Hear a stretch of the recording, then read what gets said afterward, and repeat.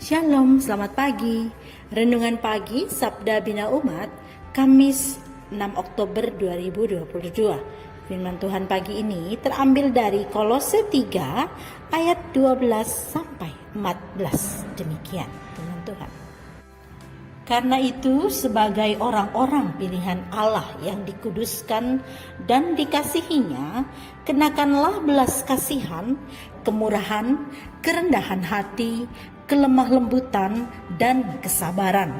Sabarlah kamu seorang terhadap yang lain, dan ampunilah seorang akan yang lain apabila yang seorang menaruh dendam terhadap yang lain. Sama seperti Tuhan telah mengampuni kamu, kamu perbuat jugalah demikian. Dan di atas semuanya itu, kenakanlah kasih sebagai pengikat yang mempersatukan dan menyempurnakan. Demikian firman Tuhan. Renungan pagi ini bertema kasih sebagai pengikat yang mempersatukan. Hidup berdampingan dengan orang lain yang memiliki perbedaan latar belakang, perbedaan budaya, karakter, pola pikir dan sebagainya sangatlah tidak mudah. Gesekan kadangkala tidak terelakkan.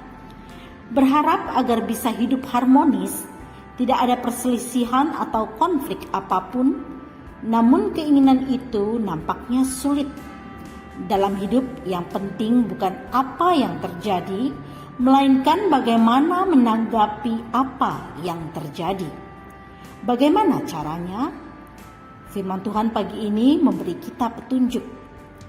Paulus menasihati jemaat Kolose bahwa sebagai orang pilihan Allah yang dikuduskan dan dikasihinya, mereka harus hidup mengenakan belas kasihan, kemurahan, kerendahan hati, kelemah lembutan, dan kesabaran.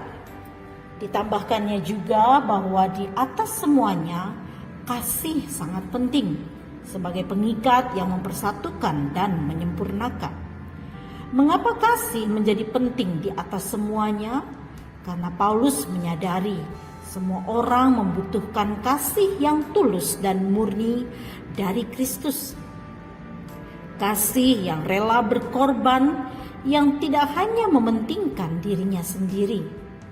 Disinilah kasih berfungsi sebagai pengikat yang mempersatukan dan menyempurnakan. Ungkapan tersebut menunjukkan bahwa kasih manusia itu terbatas. Terbatas oleh waktu, terbatas oleh kesalahan orang lain, terbatas oleh kepribadian orang lain, dan masih banyak yang lain. Kasih manusia yang tidak sempurna ini pada akhirnya perlu terus-menerus diikat oleh kasih Kristus, di mana kasih dari Kristus yang memampukan kita untuk hidup menyatakan belas kasihan, kemurahan, kerendahan hati, kelemah lembutan, dan kesabaran. Jika kasih dari Kristus kita nyatakan, maka segala tantangan, gesekan dalam mewujudkan hidup berdampingan dengan sesama akan dapat diatasi dengan baik. Marilah tempatkan kasih Yesus sebagai dasar dan berilah diri untuk mau diikat oleh kasih Kristus. Karena dengan kasih itulah kita mampu mengasihi orang lain. Doa pagi ini, mampukan kami ya Tuhan untuk dapat menyatakan kasih-Mu dalam tindakan dan perbuatan yang benar. Amin. Demikian renungan pagi ini. Selamat beraktivitas. Tuhan Yesus memberkati.